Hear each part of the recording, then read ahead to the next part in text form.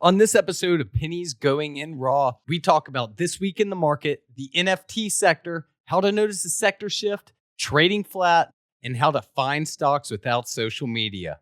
Let's go.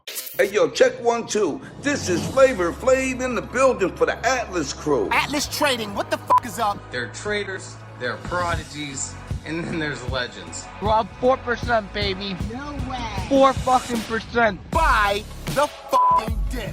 Hey, who told me about IDEX? Like, dude, what the fuck? Like, someone just made, like, a lot more money than me on my trade. You find out life's this game of pennies. Did you check the portfolio? Pennies.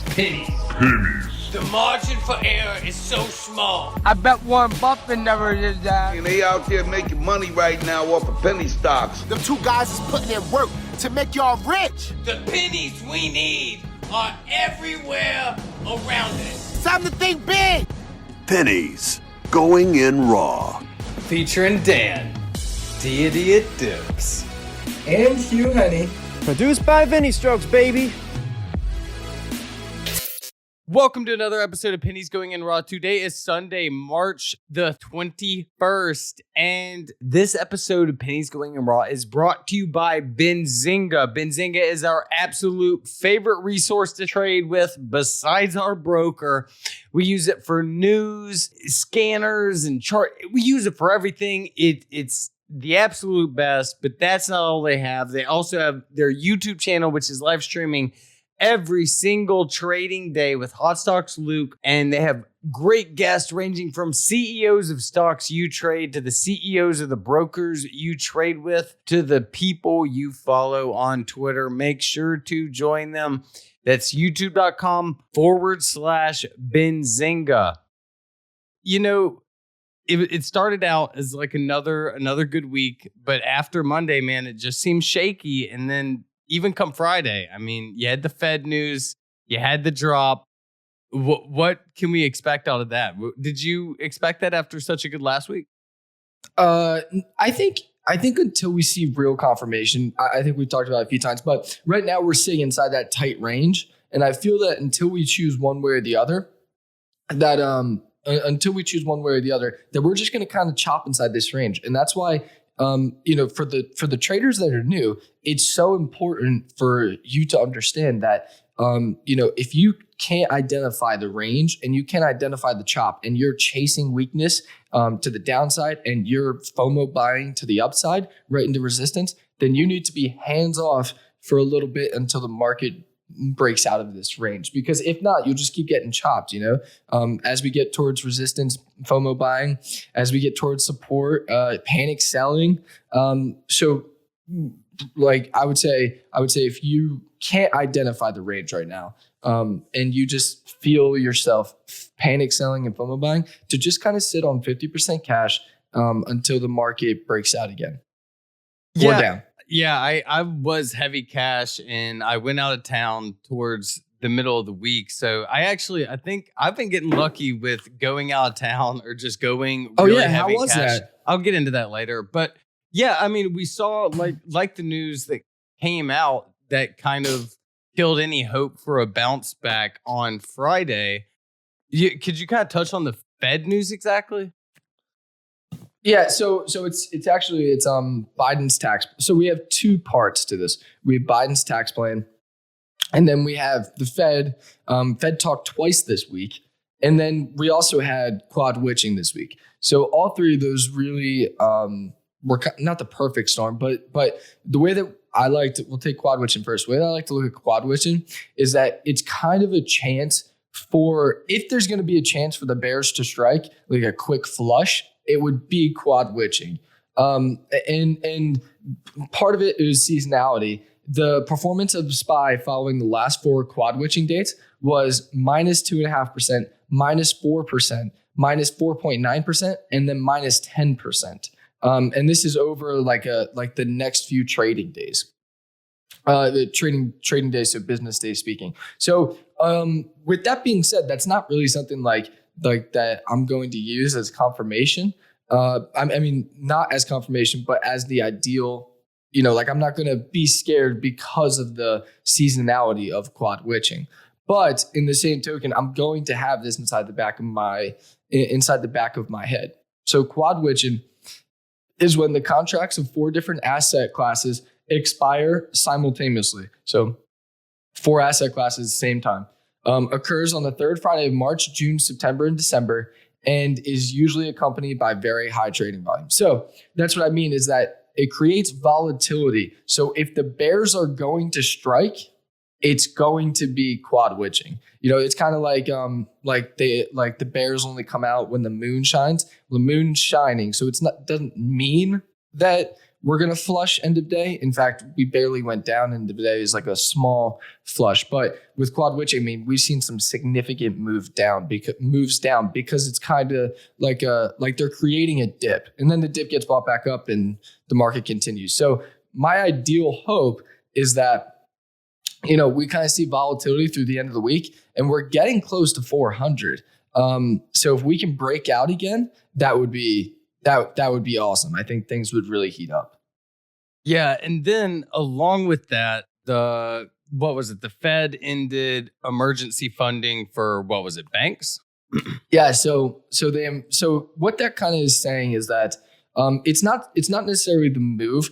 But this is the first action that we've seen by the Fed in like the last year. And so this is kind of from the people I've talked to is that this is kind of like the first domino, if you will. So now that they're stopping emergency funding, what's the next thing that the Fed's going to do? So it's not necessarily that everyone's like, oh no, the banks are getting emergency funding. Oh no, it's more like, okay, what are they going to do next? And so that's why the market saw a pretty good dip, because when the Fed comes out, it's all speculative. So when the Fed comes out and says, this is what we're doing now, everyone's thinking about the future. Okay, does that mean that the next time that the Fed talks, they're going to come out with something else until they raise rates? And then when they raise rates, that's obviously when I'm expecting a bigger pullback in the market. Yeah, I mean, you kind of saw like a bunch of people saying they wanted to stay a little heavier cash until the Fed talks or the Fed meetings and everything.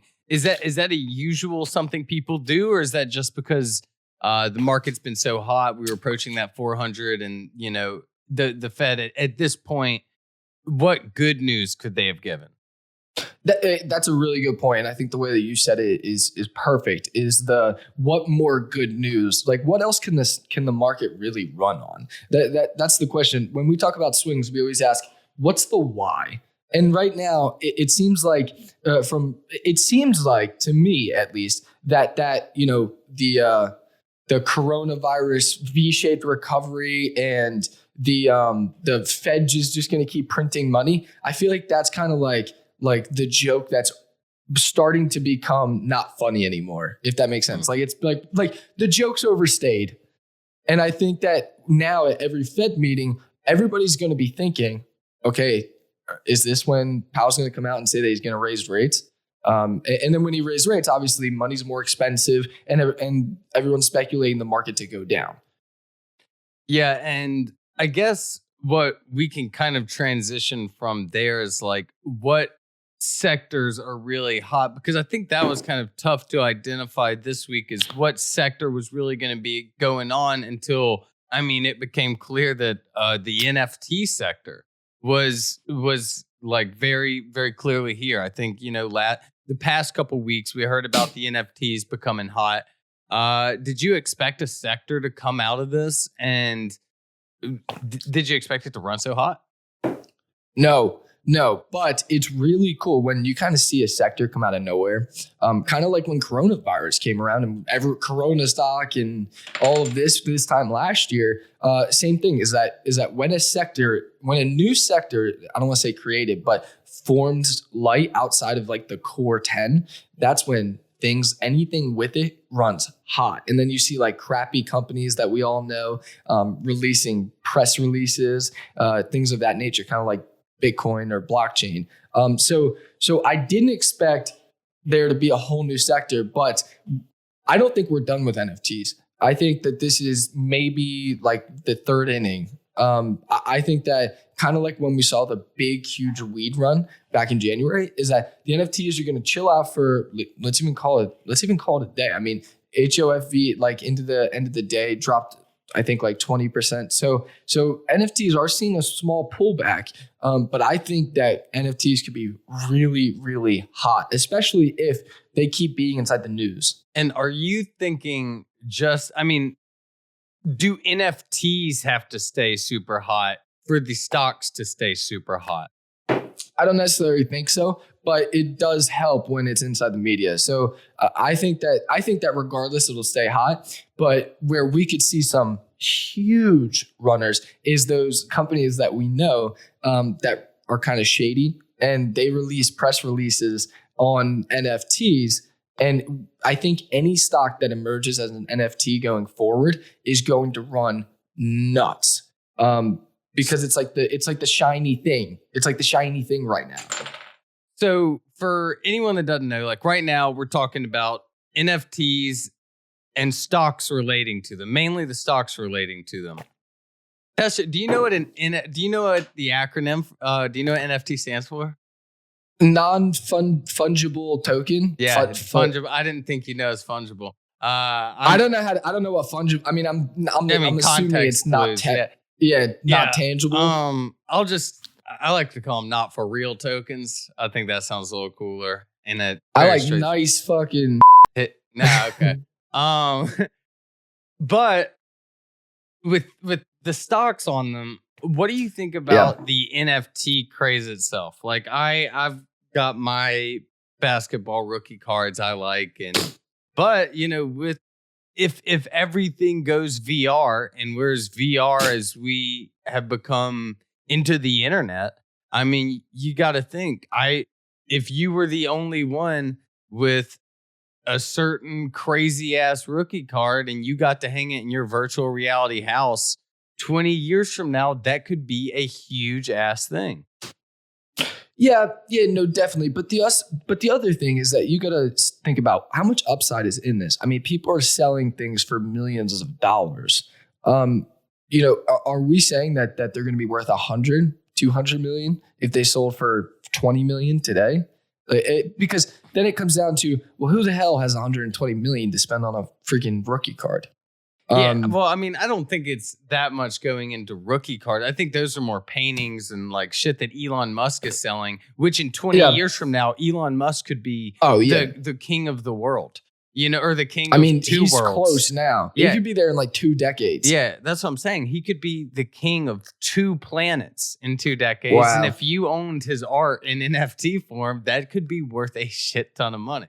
Yeah. I'm also old school though. So I don't even own any crypto. Do I like crypto? Yeah, but I still don't own it. Which, you know, it's gonna be the same thing with NFTs. I'll play the NFT stocks. In fact, I love them. But I'm not owning something that I can't touch and feel. Like a stock?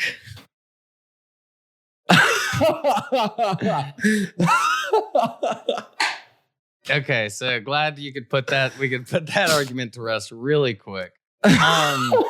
But yeah, no. You knew what I meant. I mean, you gotta think that these are just like a stock. They're just investments, man. They're the exact. No. Exact. How? No, they're not. You can lose all of your money like that on an NFT. With a stock, at least you know your risk. I've seen stocks, dude. I've seen an ONTX. I've seen Luck and Coffee, dude. You cannot convince me like that these are any different. What regulation is with NFTs?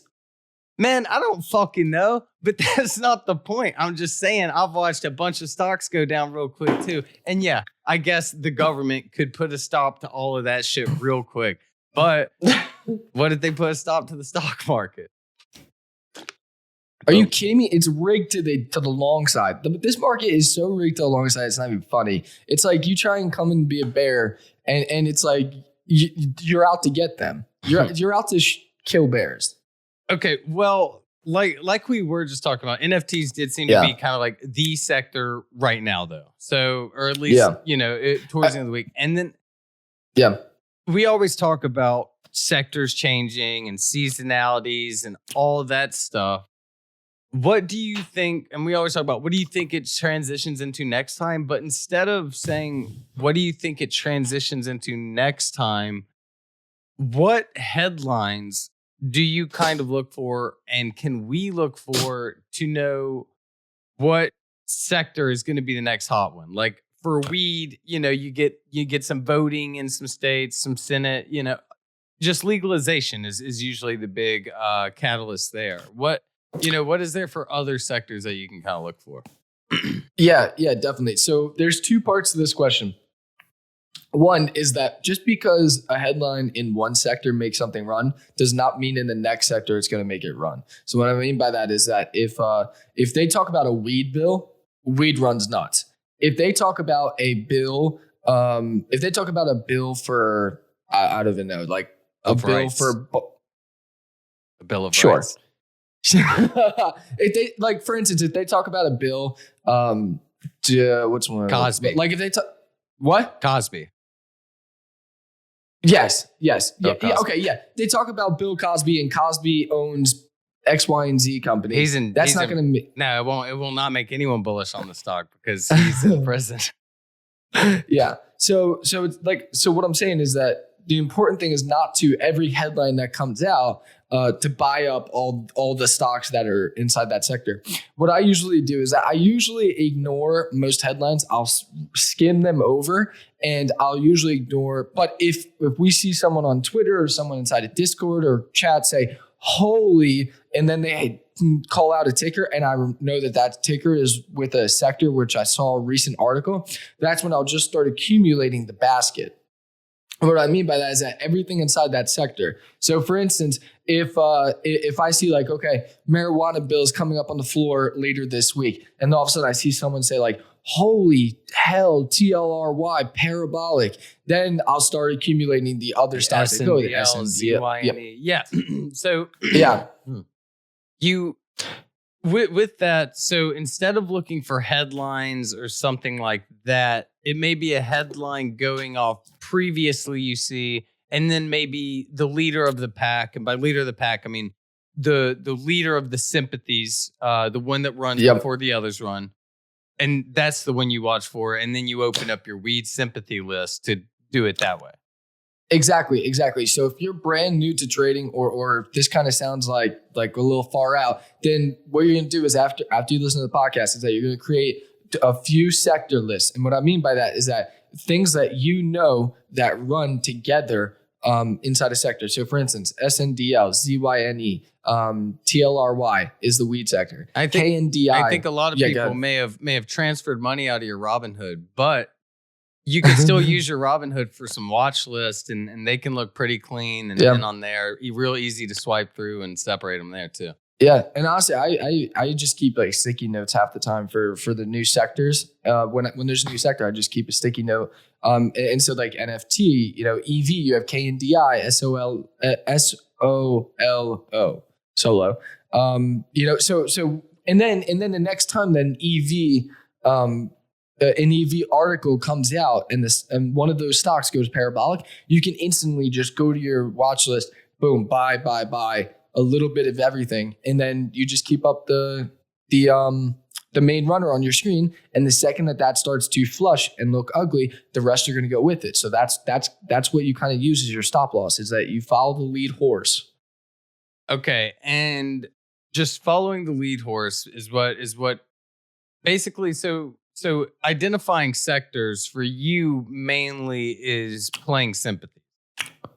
Yeah, definitely. Definitely. So there's certain times where you just know that a headline is going to run something like weed, or when Biden talks about EVs and he talks about that he wants the entire, like if Biden came out tomorrow and he says he wants all of America, like the California 2030, all cars in America gotta be EVs. That kind of Yeah, that kind of headline where it affects like masses. That's something where you know that's instantly going to run. But if Biden just comes out and says he likes EVs, nobody's going to give a shit. And indoor food being closed, food delivery, Waiter, the grub, those. Yep. Grub, yeah, exactly. So that's so you have to kind of think of it like that. Or on the opposite end, if you're in a sector that you think is going to run and a negative headline comes out, that's when you want to reduce risk. So for instance, if Biden came out and he said no way in hell during his administration is he going to allow a marijuana bill to pass. That's something where if you're a marijuana, you want to take some risk off, because that's a potential headline that could flush all of them. Yeah, that is one that could definitely send it down. But yeah, but I think with that being said, like that you have to watch, like, because that could drop it so fast to the point where it may actually be a good bounce by the time you sell it. Yeah. Okay. Yeah. That one would probably make him flush before you can get out. Yeah, that would be so fast. that would be bad. But something along those lines where it's like you see it and it's like, oh, that could be a potential real negative catalyst for my sector. Someone who does this a lot is Brady in Atlas. He loves sector trading. He called weed. He called the EV sector. It was the same thing. It'd be interesting to have him when we have him on again to ask how he does that. But I know that if a negative catalyst comes out, then it's time to de-risk a little bit if you have the time. Yeah, and I think another person that would be good to have on for like a headline sector changing, maybe Verde, to see. I mean, as fast as he can translate them, see if he can figure it out. I'd like, if we have Verde on, we need to have like we read headlines. He rates them 1 to 10, really, like word association of headlines. We'll time him also how long it takes him to type it from when the filing comes out. I like that. But anyway, what we got next? Okay, so I have one more kind of bigger segment, and then a few like mini questions to kind of touch on. All right. So a lot of people want to know that. I know we covered how to do DD and stuff on other episodes, but finding stocks without social media. There's no Discord, there's no Twitter, there's no stock twits. It's basically 15 years ago. For a day trader and a swing trader. I know obviously for a day trader, I guess you could just be as simple as, using a scanner. Using news scanners and just using different types of scanners looking for stocks, low floats, getting volume, et cetera, et cetera. But for swing trading, you're gonna, with all the ideas going around, it seems like before social media, it was the wild, wild west and you were just guessing. How would you have even gone about finding one of these if you didn't have internet access? Yeah. So the cool thing about internet, and I think especially about Twitter, is that the lead time between being a beginner trader and being a moderate, social media quickens that up by like 10x. Like, for instance, if you were on like year 5, that's probably when you're feeling pretty comfortable to quit your full job and that you really feel good. At this point now, because of social media, everybody understands what a sector is right away. Everyone understands what a buy sell, like simple things as like what a 9 EMA is. Social media and the internet teaches you that in minutes where you would have to go through the TD Thinkorswim manual and write it down, all the definitions, and then you'd look for the definitions inside a chart, things of that nature. With social media, it's like, boom, this is the 9 EMA, this is an example, this is what you do. So in my opinion, that's the real great thing about social media, is that it literally quickens the learning period by like 10x in my opinion. So if you didn't have social media, and honestly, I think that some day traders, it would help you because you let people influence you too easily to buy and sell, to panic sell.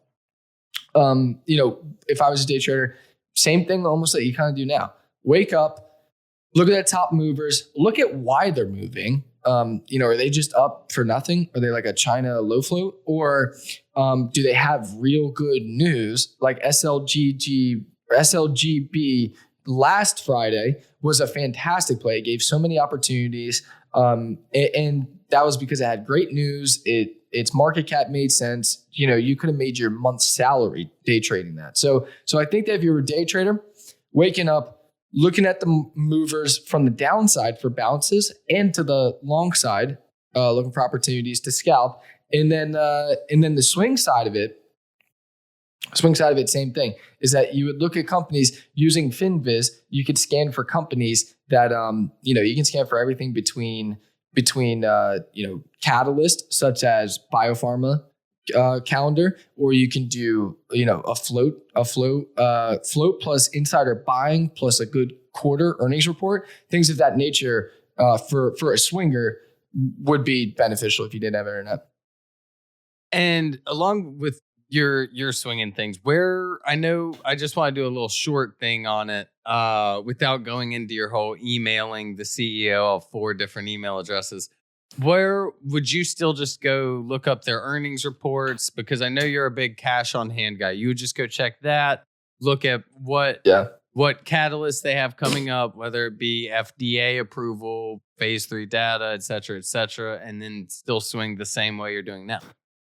Yeah. So I think the common misconception is that it's like, oh, you like pick 10 stocks and then out of the 10, there's a potentially good one. No. There are thousands of charts that you have to go through. So my personal process is like, I'll go through maybe like 300 to 400 charts on FinViz and just looking at them and then writing down ones that I like. And then I go back on them so of the, like, let's call it 500, I create like a list of 70. Then from the 70, I'll kind of window it down based on what kind of sector they're in. So if they're like a Chinese bank, nothing against the Chinese banks, but that sector's never really been hot for me. So I'll take out anything that's not that's on the Chinese list, and narrow it down as much as possible. So then I'll try and get it down to like 30 different stocks. And then that's when you just start looking into the company. The website can tell a lot by the company. If I go on the website and it's unprofessional and it looks horrible, then I almost immediately click out. And that kind of gets it down to like, let's call it 20. And then from the 20, you just start looking in and seeing what kind of catalysts they have. You look through the filings, if they have an investor presentation, and just overall how the management has performed before. So does the management kind of suck and they just drop offerings after news? Or do they have a lot of cash on hand and that's not really a worry? So that's kind of the breakdown. You start with 500 and then I get down to like 20, and then from the 20, you're not always gonna find something. Sometimes it takes me like 3 weeks to really find something that I really, really like. But just dwindling it down and then looking into the companies, and then it gets to a point to where you know a little bit about each company. Yeah, and I think that's one of the big things is when all these people on Twitter, Discord are sharing these things, if they're giving you the ability to see what they see. Hey, this is what I saw, and it should be pretty easy for you to go in there and find what they saw. And if you don't find what they saw, one, maybe not to trust that guy, or two, maybe you just missed it and respond to their tweet and ask about it. Let's say you find one of these or someone points one out and you hop in it because you like what's going on. A lot of new traders are either holding too long or losing money, and they want to know when to set their sell limits. They want to know, when to take their profits. And we always say here, it's so important to scale out. And I think to ask for the newer traders, well, when to start scaling out? Well, it's like, when do you find yourself getting too greedy? Are you even making it to 20% or 15% gains? Because 15 to 20% gains is not bad. And scaling out 25% after 15% should never be frowned upon, man. No. It's we always say whenever you're happy, sell. But I mean, if it's 5%, it's 5%. If it's 10%, it's 10%. If it's 100%, it's 100%. But it's just not anyone else's business to tell you when to sell except you. I mean, people say it all the time on Twitter, like, hey, why didn't you tell us to sell? Why didn't you tell us you sold? If someone that you guys see what happens if someone says buy the stock, it goes up and y'all call them a pumper. If someone says sell the stock, imagine what'll happen then. It'll just tank. So I mean, there's no like right or wrong like, how about there's no right way to do it. Clearly, there's a wrong way to do it. But I mean, it really is one of those things. If you notice yourself getting greedy, getting past a point where, like Adelon said, that number, that imaginary number that you want to hit, like it doesn't exist. It doesn't exist. If it's getting there 1% a day, it's getting there 1% a day, and it's all about compounding gains and adding up. So I think that's my rant. I think if as a trader, if you, before hopping into anything, if you look on a farther out chart, like the 1 year, 1 day, how the 3 year week or the 180 day 4 hour, if you look at there before you hop into it, you identify support and resistance, and obviously support becomes resistance and resistance becomes support. But my point to that is that if you make it a rule to buy on support and to sell a third at resistance, it's almost, I don't want to say impossible, but that'll definitely increase your consistency of profitability. So like I said, support buying and scaling out at resistance. Now, don't scale out all of it, but understand that there is a resistance point. So sell a third. If it breaks through, you can always add back a third of the third if you want, and that's not going to kill your average. So it's kind of like being a money man. It's kind of like being a money manager and understanding, okay, I'm buying here on the support level and I'm going to sell a third here. Kathy Woods is great at this. She was loading up on like SKLSD at like 23 and selling some at 26. If Kathy Woods is scaling out for like a $3 win, why aren't you? Yeah, I mean, she has the a market, lot more money than us. The market does not give one single F about your money. And I mean, that's the big thing is like people think it's, when I sell for a loss, it's a lost cause.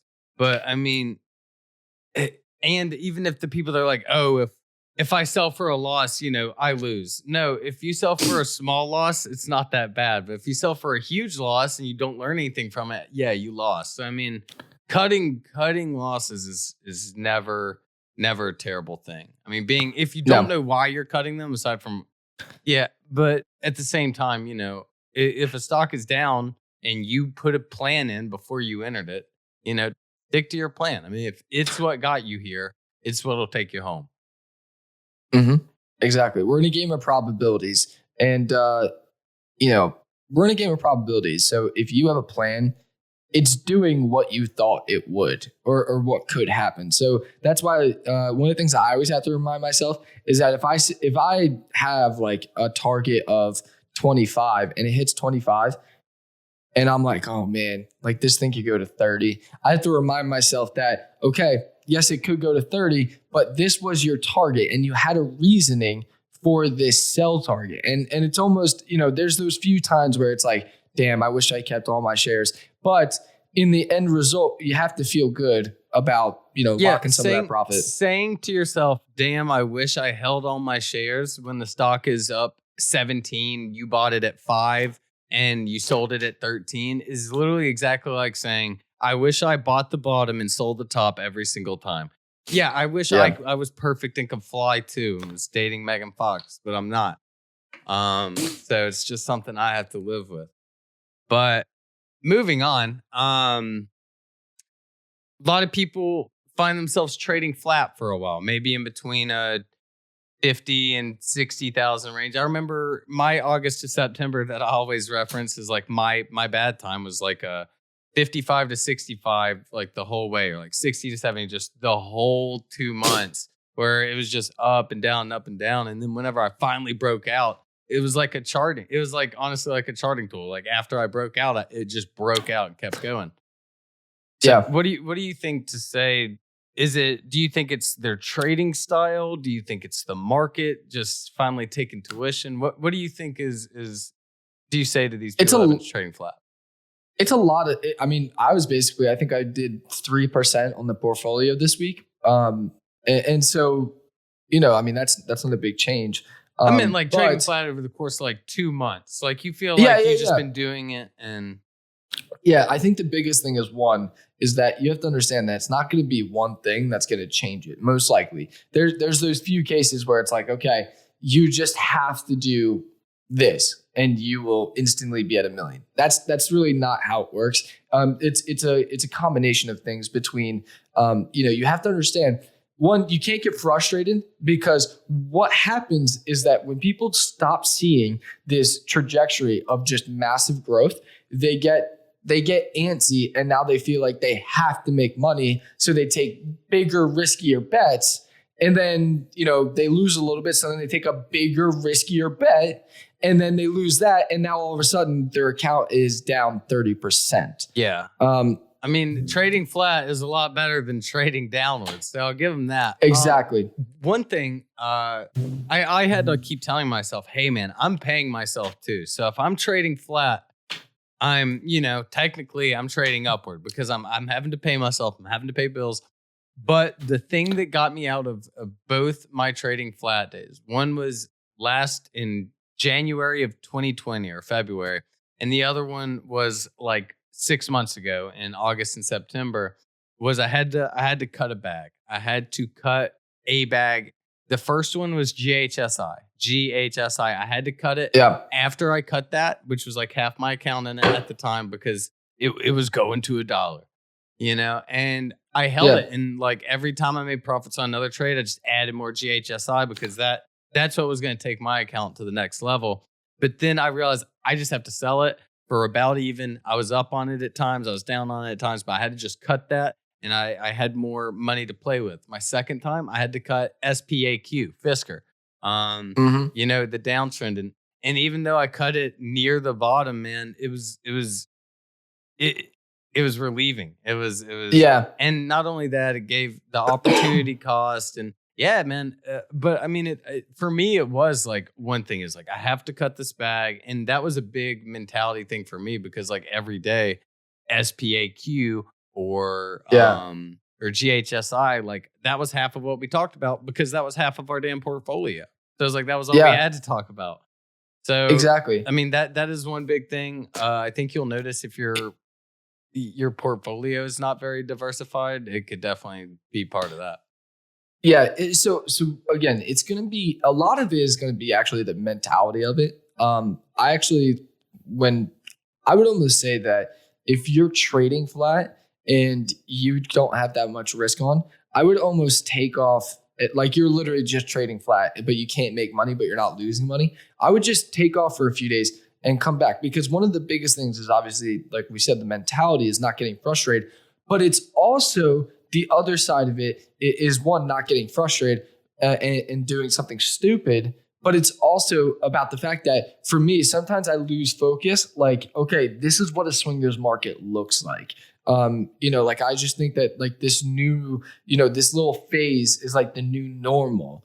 And so sometimes I have to remind myself that no, this is a period of passing. Longest this will be is like a quarter. And so, if you have 1 quarter of being flat and then the 3 quarters of making like 100%, that's a great year. That's a fantastic year. So I have to keep reminding myself that, okay, there is a swingers market. It's just not now. And then I make a few bucks day trading, but nothing crazy. And just to help out the account a little bit. And then until swinging comes back. So I'm not losing money. I'm making a little bit of money and the rest of my, and I'm trading around the course. So when things get big, nice news pops, you sell a little bit and then you buy back, waiting for it to go the real big move that we're waiting for. Okay, and now we have just a few questions and tidbits, and we can use up our last 10 to 15 minutes on these. How about that?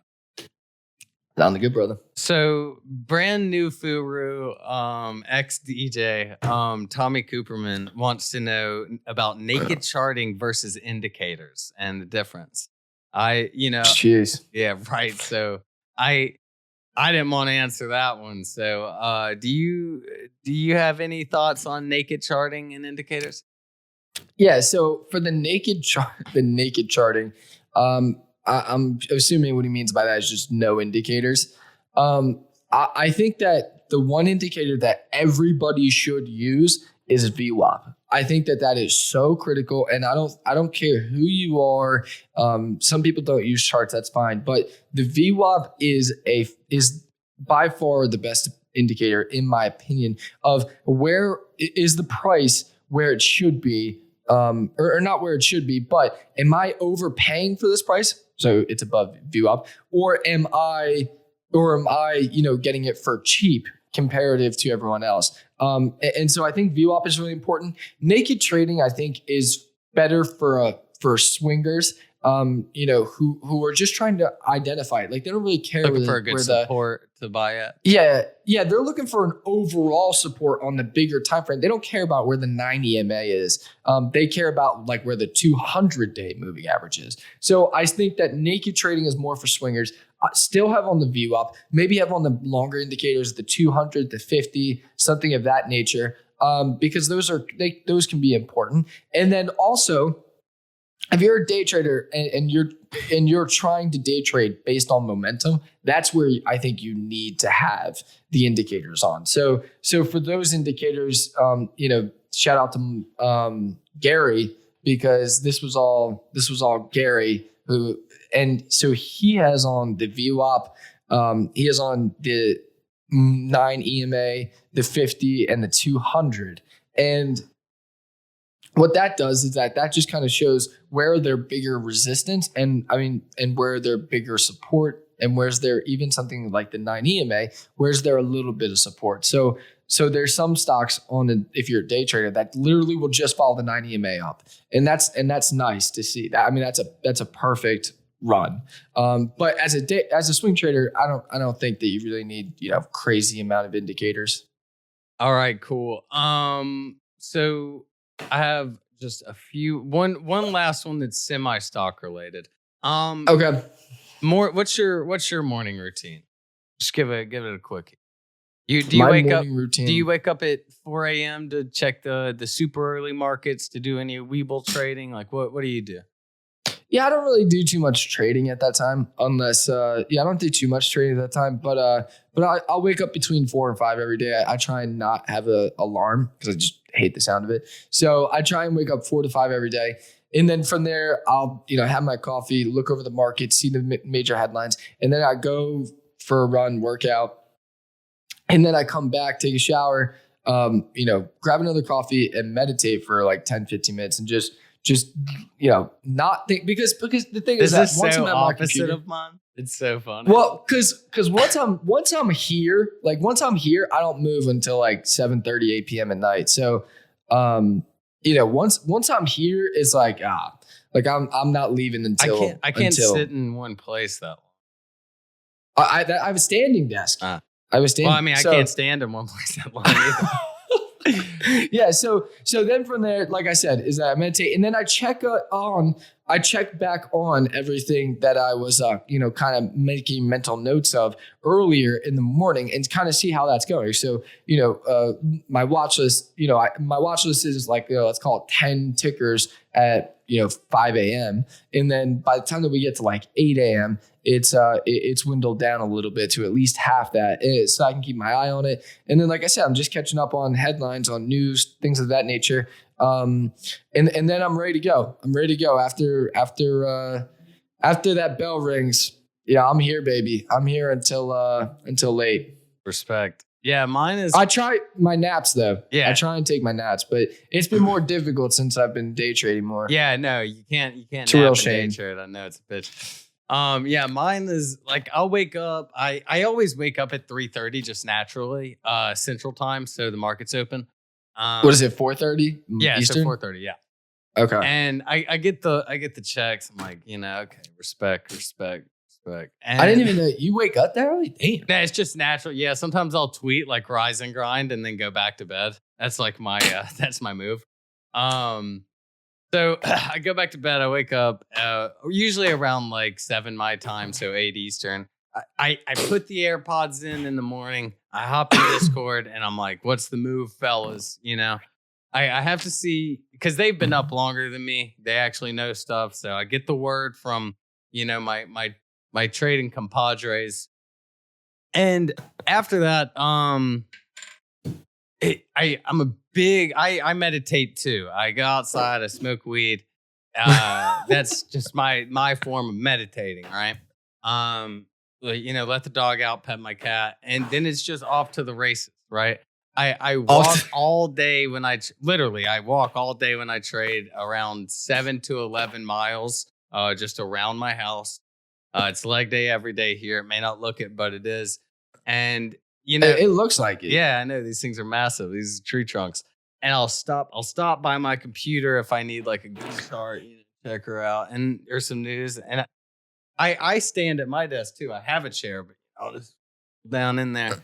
But yeah, I mean, our mornings are very similar, but it's good to know that we both do everything healthy and right. I usually start my day with an ice cold Coca-Cola. You probably drink coffee. Decaf. I had to switch to decaf. Yeah, I didn't switch to diet or like Coke Zero. I'm still I don't know if you noticed, but like in some of the interviews, my face was literally getting puffy or red, twitching. Like my entire eye was like. The thing is, like, I just figured you just had an eye twitch. Because I used to have one too. It was kind of like this. I do. Yeah. And, I still do it a little bit. Yeah, but they think. The thing is, when you're looking at yourself in the thing, it's like, what else you got to pay? It's like, hey, fuck, I'm doing it. Fuck. Yeah. You just can't stop. Yeah. So I had so many nice people reach out and say, why are you bugging so much? And so that made me go and get it checked out. And they think that it was due to caffeine, stress, and lack of sleep. So I've been trying to sleep more. I've switched to decaf, and I think I'm twitching a little less. But we'll see. I haven't noticed it today. Now I'm going to start. Now that we twitching, mentioned it, now that we mentioned it, you're done. Okay. Well, last two things is going to be. Yeah, I went to Orlando for St. Patty's Day. Great Carolina concert. It was lots of fun. Went with my man B-Wall, and it was a blast. Tommy and Dave know how to put on a crazy show, no doubt. Did you do anything you regret? Yeah, I drank like 40 drinks in like 6 hours. Whoa. It was impressive. Like I was a tank that night. They called me up on stage, to do my thing. But the backstage lady, she wasn't like, we weren't like totally cool by the end of the night because I took this is shocking. I took the Grey Goose from backstage onto the floor and was like, I was being myself a little bit, and I found. Don't they know who you are? I know. That's what I said. I was like, "Do you not?" It was the day. It was my verified day. So it was my celebration just as much as anyone else's there. And so as I'm on stage, she actually shoves me off. So this grown woman just bodied you in the middle of the concert? I was on the like front of the stage. All she needed was like a quick shove. These legs are strong. Like at that time of night, they were wobbly at best. It was a blast. It was a whole lot of fun. I rode first class for the first time. Not worth it. Not worth it. Not worth it? Should I cancel mine? Well, it was like an hour flight, and all I got was like extra legroom. It's totally disappointing. They didn't give you like a drink? I think mine comes with drinks. The same fucking water and Cheez-Its that everyone else got, bro. Yeah, and usually they serve beer in first class, even in COVID. Because during COVID, like they don't bring them to the normies. But the first classers don't have COVID, so yeah, exactly. But yeah, no, it was a lot of fun. Awesome. And also, I saw 2 Atlas members at the air. Atlas are like just Pennies Going in Raw listeners, probably a mixture of both. Woo-hoo. 2 of them at the airport, like 3 of them at the concert. Do you know their names or their usernames? I got a couple of their usernames. A couple of them tweeted out pictures. One, my favorite one though. After the concert, it's like 2 a.m. and our Uber is not showing up. And I'm like, and it's just like locating driver. It's been like 5 minutes, not happening. And I was not capable of like walking back to the hotel, which was a good like mile and a half at that time. Like usually I can walk that much, but not that night. and just Yeah, out dude, of I feel nowhere. we walked pretty far. Yeah, Yeah, we go walked ahead. 70 miles in 4 days last time I was with you. Of the voice of God. It was like Dan or like Dip Deity or something like that. And it was a guy on a taxi bike who listens to Whoa. Pennies Going in Raw. And he drove us back to the hotel. And if you're listening right now, man, you saved us. I couldn't thank you enough. So huge shout out to the listeners. You guys continue to impress us, and we'll keep dropping. How many times have you gotten recognized? Probably like 9 times. Are you serious? I've been like a Dude. lot of airports, and I've been using my face the whole time. You've been using Hugh Hefner's until like 3 weeks ago. I live in a metropolitan area. You live in Bumble. No one's ever recognized. I've had like one person recognize me here, and it was like one of my mom's friends was like, "Wait, my husband listens to your podcast." I live in a metropolitan area, and I've never been recognized. You've been recognized 9 times. Yeah, dude. But you know, I stream. I'm very out there with myself. Most of them have been in the airport though. I'm just gonna go walk through Newark Airport. Yeah. Just I would just like buy a one-way ticket and just chill there, then just let it expire or something. Wow, that hey, is awesome. That to sounds anyone, like a great to St. anyone that Patty's Day. sees us though, we're not fucking middle schoolers at a party. You don't have to DM us afterwards and say, "Hey, was that you at the airport?" You can come up and say something. Don't be weird. Yeah, if anything, we'll be the weird ones. Yeah. But I think that's it for this episode. And Hugh has outro responsibilities. All right, guys. Thank you for listening to this episode. If you love this episode or love our content, please give us those 5 stars, baby. That's all we ask. We don't shove you into some OnlyFans to make you pay every month. So all we ask is for that 5 stars. And we will see you Wednesday. Peace.